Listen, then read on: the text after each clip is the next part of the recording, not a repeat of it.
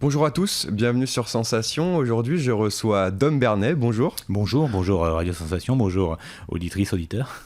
Alors, vous êtes le créateur de la page Facebook Bernet Terre de Talent, une page lancée il y a maintenant 2 ans et demi déjà. On y trouve de l'info locale, des échanges, de l'entraide, mais aussi du soutien aux événements et aux projets locaux. On y reviendra en détail, mais déjà, la page atteint presque 4000 membres aujourd'hui, soit 40% de la population de Bernet. Au départ, est-ce que vous aviez l'ambition que ça marche autant? Non, absolument pas. Moi, ce que je privilégiais au départ, c'était surtout l'aspect qualité plutôt que quantité. Et je me suis un petit peu dépassé un petit peu par les événements, mais très très agréablement, parce que c'est vrai que atteindre presque 4000 membres, est-ce que je l'imaginais au départ? Non, franchement non. Et là, le groupe, il a été créé, donc, il y a, vous l'avez dit, il y a un petit peu plus de 2 ans, au printemps 2018. Bon, c'est un motif de satisfaction, parce que c'est vraiment une très très belle progression. Alors pourquoi avoir décidé de lancer cette page il y a 2 ans et demi? Eh bien, pour plusieurs motifs. Parce que je suis bernéen, j'ai toujours été attaché à ma ville, je suis né ici, j'ai grandi ici, j'ai une partie de ma famille qui est ici. Vous avez une relation particulière avec cette ville? Non, une relation affective, je peux dire, oui. Et pourquoi aussi? Parce que j'avais créé bien avant un blog qui s'appelait Bernet ici et là. Donc c'est tout, ça m'a paru tout à fait normal avec. C'est la suite logique. Voilà, avec la progression et donc l'avènement des nouvelles technologies, de me tourner vers un réseau qui soit beaucoup plus accessible qu'une page, qu'un blog en fait, qu'une page web, et qui permette l'interaction entre les membres. Alors d'où vous vient cet attrait pour l'actualité locale? On le sait, ça dépend de votre parcours. Qu'est-ce qui a fait que vous vous intéressez à ce type de sujet? Eh bien parce que à une période antérieure, j'ai participé à l'aventure d'une radio associative sur Bernet qui s'appelait Les Ondes éphémères. Et j'animais un bulletin d'information. Donc l'information, j'ai toujours été gourmand d'information en fait. Je décortiquais ce qui se passait dans la presse nationale. Donc on avait tous les titres, hein. On avait Le Monde, on avait l'UMA, Le Figaro, et j'aimais bien donc décortiquer des sujets d'actualité qui me semblaient assez pertinents déjà à l'époque pour pouvoir les proposer aux auditeurs. Et encore aujourd'hui, est-ce que vous lisez régulièrement la presse locale? Je pense au Paris Normandie ou à l'Éveil Normand. Absolument, et d'ailleurs j'ai de bonnes relations avec la presse locale, que ce soit l'Éveil Normand ou Paris Normandie, qui ont fait un papier d'ailleurs sur... C'était une belle évolution, je crois, en quelques mois de ça. Déjà, ça a commencé au mois d'août avec l'Éveil qui m'a proposé donc de faire un papier. Puis il y a eu Paris Normandie, et donc je lis ces journaux avec beaucoup d'intérêt et d'attention. Alors travailler dans le journalisme, est-ce que c'est quelque chose qui vous a traversé l'esprit à un moment de votre vie ou pas? Ça m'aurait plu, mais à ce moment-là, je me suis dit c'est toujours un petit peu compliqué d'entamer une autre carrière. Et bon. Et puis il y a aussi des contraintes. Lorsque j'animais aux Ondes éphémères une petite radio associative, bon, il y avait vraiment cet esprit libre et sans trop de contraintes. Donc, vous avez préféré faire ça comme passion, mais quelle est votre activité professionnelle à côté? Eh bien, je travaille auprès de personnes adultes en situation de handicap dans un foyer de vie au sud de l'Eure. Alors on va revenir maintenant sur le groupe en lui-même. Est-ce qu'il y a des types de publications que vous souhaitez privilégier et au contraire d'autres éviter? Absolument. Alors les publications, on va commencer par celles que je préfère privilégier. Ce sont celles qui tournent autour de Bernet, de son histoire. Les gens y sont très très attachés. Donc on a des contributeurs, je l'appelle ainsi, des membres qui partagent assez régulièrement des informations. Moi j'appelle ça des petites pépites et des trouvailles autour de l'histoire de Bernet et des communes environnantes, parce que le blog s'étend bien au-delà de Bernet et concerne donc les habitants bien au-delà. Donc d'autres sujets comme donc la solidarité, ça c'est quelque chose de très important.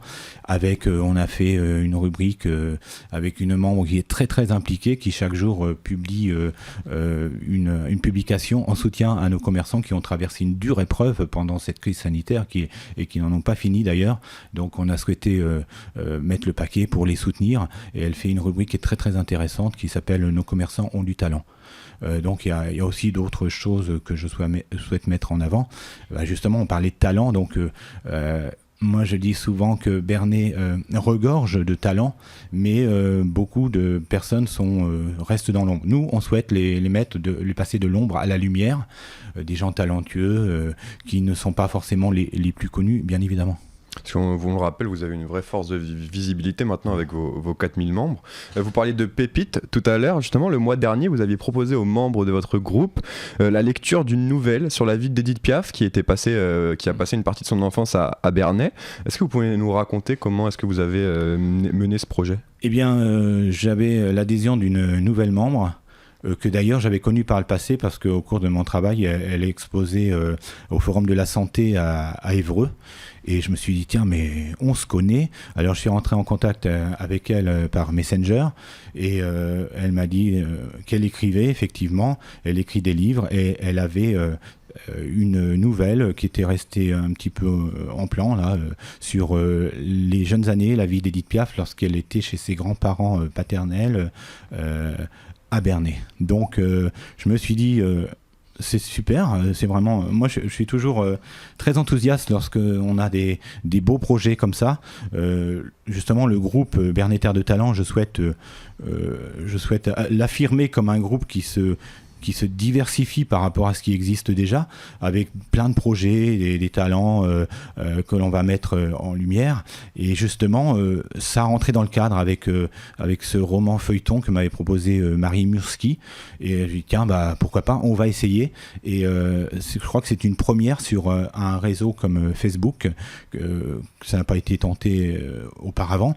Alors donc, je me suis dit, ok, on va lancer ça, on va voir ce que ça donne, mais j'étais persuadé que ça allait fonctionner. Donc chaque jour, on proposait aux membres de suivre ce feuilleton et au bout d'une semaine, on fait le bilan. Est-ce que ça marche? Est-ce que ça marche pas?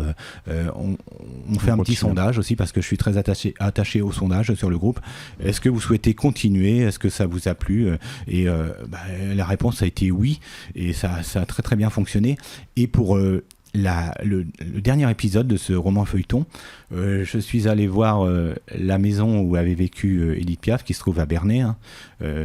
Donc, je suis allé faire quelques photos parce que je suis aussi passionné de photos avec un appareil réflexe. Et donc, en prenant des photos, j'ai rencontré des gens, les locataires de cette maison, qui m'ont dit eh bien, si vous voulez, rentrez, je vais vous montrer. Et donc, j'ai vu les deux parties de cette maison, parce que c'est une maison qui est quand même divisée avec le numéro 11 et le numéro 7 où avait vécu Édith Piaf étant enfant.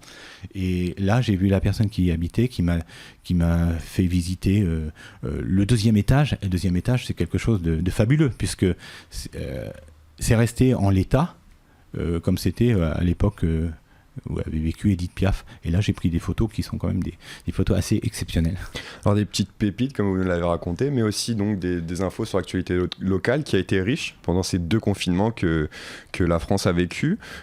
Est-ce que vous avez noté une activité plus importante sur les réseaux sociaux pendant ces durs moments? Oui, absolument. Et c'est surtout vrai pendant la première période de confinement où on a eu des pics d'adhésion considérables avec parfois plus de 150 adhésions par semaine, ce qui a fait qu'évidemment les chiffres se sont envolés pour atteindre bientôt les 4000 membres. Et dernièrement aussi, il y a eu 96 adhésions, mais ça, on a du mal à savoir pourquoi.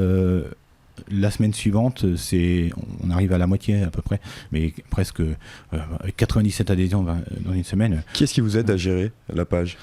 Eh bien évidemment, je ne suis pas tout seul, et ça je remercie vraiment mon équipe qui se démène aussi, parce que évidemment avec l'activité professionnelle que j'ai, c'est pas toujours simple. Alors il y a Dominique Carlier, que vous connaissez certainement ici à Radio Sensation.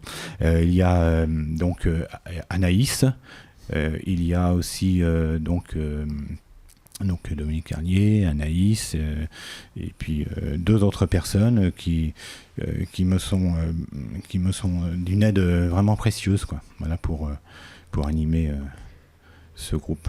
Merci beaucoup, Dom Bernet, d'avoir été avec nous. Je rappelle que vous êtes le créateur de la page Facebook Bernet Terre de Talent. Donc, si vous voulez y participer, vous êtes les bienvenus. Vous pouvez retrouver cette émission en podcast audio et vidéo sur notre site ou sur notre application Radio Sensation.